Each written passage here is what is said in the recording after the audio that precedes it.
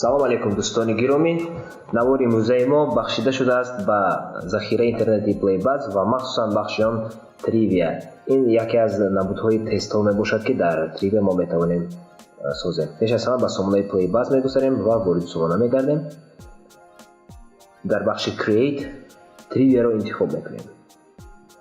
чхеле ки мебинед он аз сарлавҳа иборат аст. биёед сарлавҳаи тести худро ҷойгир мекунем. пешакӣ беҳтар мешавад ки албатта тестро шумо дар ягон ҳуҷҷати Word омода созед, яъне саволҳо ва 4 варианти ҷавоб. сарлавҳаи асосии тестро мо аллакай навиштем ва каме тафсилоти худро оиди он ки ин тест ба чӣ бахшида шудааст, чӣ гуна мазмун дорад, яъне мазмуни онро менависем.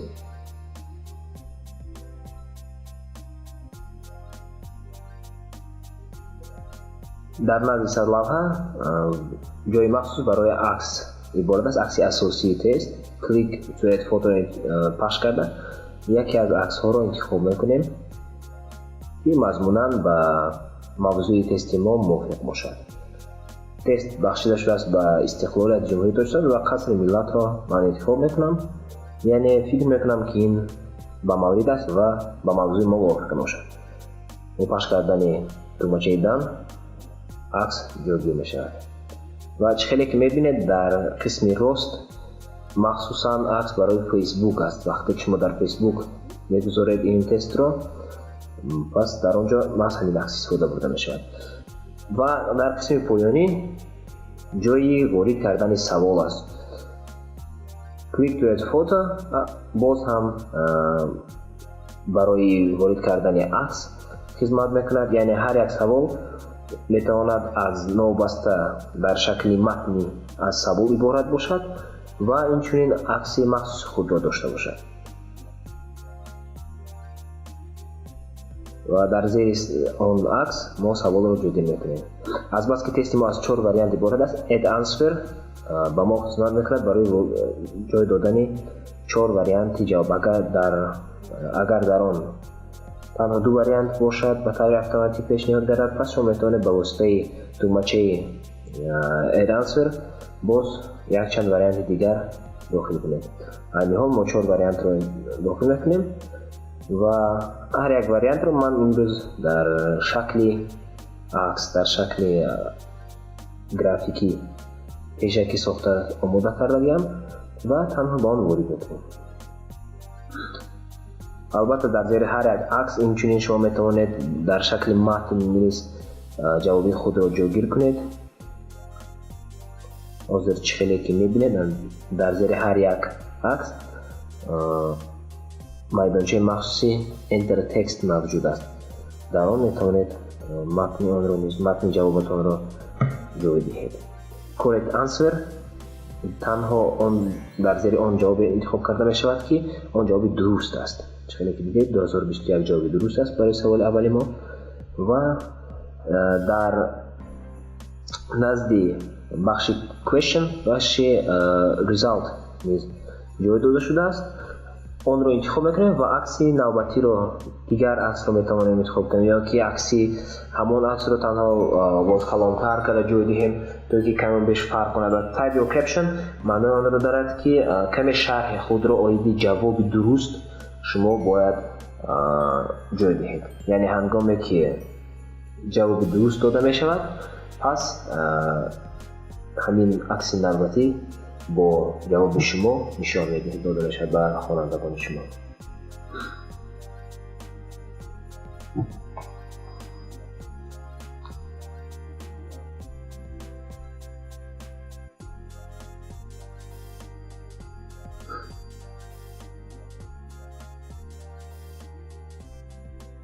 add question барои дохил кардани саволи навбатӣ аст. яъне онро пахш мекунем ва саволи навбатиро дохил мекунем. тартиби илова намудани саволҳои нав бо вариантҳои ҷавоби он ба мисли саволи аввал аст ва барои ин канистолатро метезонам то ин ки балони хотири шумо набошад. танҳо ҳаминро низ боз як бор дигар қайд менамоям, ки тартиби ворид кардани ҷавобҳо, саволҳои нав айнан чунин аст, ки шумо дар мисоли саволи якум дидед. Ягон фарқият надорад. ҳар дафъае ки мехоҳед саволи навбатиро илова кунед ба тести худ, пас тӯмачи add question-ро пахш намоед.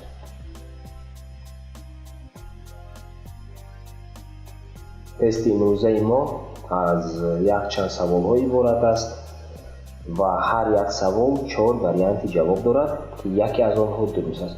бори дигар қайд менамоям, ки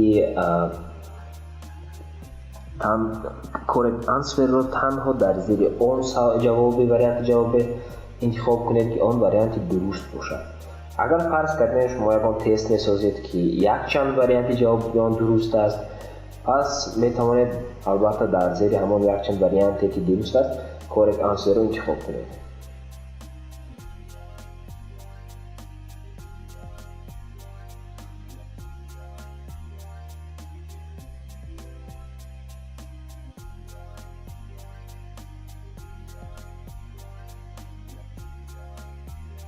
он мавзӯе ки шумо ҳоло мебинед, ки ба ҳайзи мисол интихоб шудагӣ аст, ба фикри ман дар арафаи истиқлолияти ҷумҳурии Тоҷикистон сохтани он хеле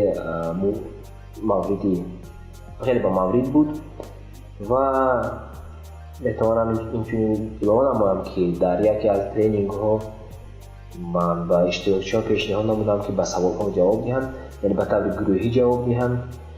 ва чунин ҳолат ба вуҷуд омад, ки новобаста аз он ки мо бисёр дар бораи истиқлолияти ҷумҳурии Тоҷикистон гап мезанем, бо он ифтихор мекунем, аммо хеле кам одамоне ҳастанд, ки оиди таърихи истиқлолият огоҳ ҳастанд ва метавонанд ақаллан ба аксарияти саволҳо ҷавоби дуруст диҳанд.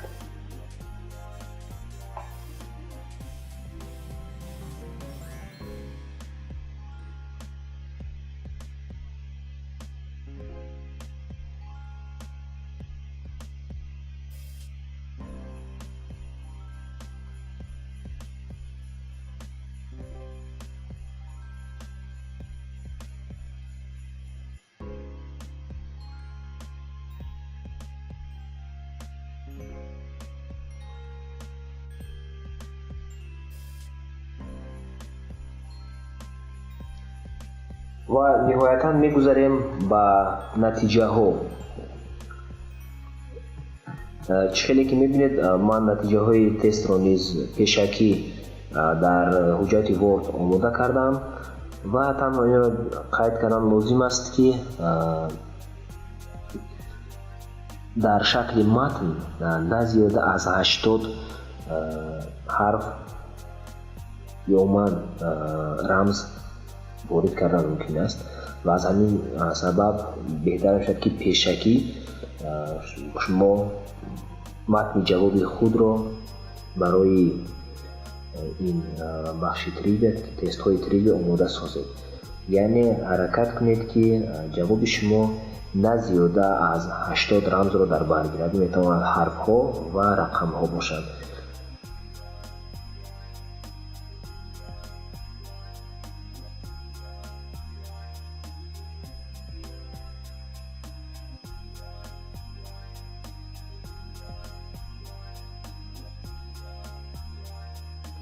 ва чихеле ки мебинад, асабаби он ки саволҳои мо 8 адад буданд, пас ҷавоб низ аз 0 то 2 ин хеле гӯем сатҳи пасти донишро дар ин мавзӯъ нишон медиҳад.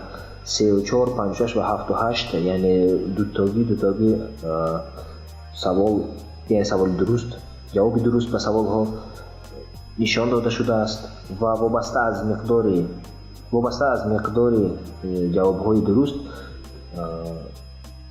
яке аз ин натиҷаҳо ба хонандаи шумо нишон дода мешавад. натиҷаҳо низ ба мисли ҳар як савол ё варианти ҷавоб аз матн иборат аст, аз қисми матнӣ, яъне сарлавҳаи ва ягон акси гӯёе, ки ба мо мазмуни ҷавобро ифода намояд. ҳамашро пас аз он ки ворид кардем мо каме болотар мебарем ва дар қисми текст якчанд калимаҳои калидӣ яъне тегҳоро интихоб мекунем ки мавзуан ба мавзӯи мо мазмунан ба мавзӯи мо мувофиқат кунанд. агар чунин тегҳоро шумо намебинед дар он ҷо пас метавонед худатон ворид кунед. Масалан ман теги тоҷикистонро ворид кардам то ки бо он ёфтан тавонам дигар хонандагон. мебинем дар ин ҷо дар бахши language яъне забон азбаски забони тоҷикӣ нест мо забони русиро интихоб мекунем ва тугмачаи publishро нохун мезанем. дар бахши embed ки дар равзанаи нав кушода шуда ба мо нишон дода мешавад мо коди пешниҳоди гаштаро метавонем интихоб кунем. пас аз он ки баъзан бахши онро интихоб мекунем қайд мекунем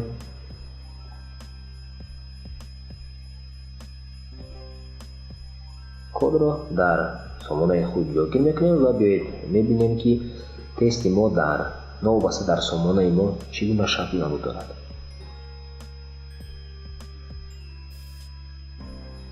хеле ки мебинед он ба пуррагӣ дар сомона нишон дода шудааст ва ҳамин тариқ ба воситаи ин гуна маводҳои интерактивӣ шумо диққати хонандагон худро ба мавзӯъҳои муҳим ва мубрам метавонед ҷалб намоед. хеле ки мебинед дар баъзе вариантҳои ҷавоб ман танбиҳ кардам. ташаккур барои диққат. то бозид дар саволҳои мавзӯи оянда.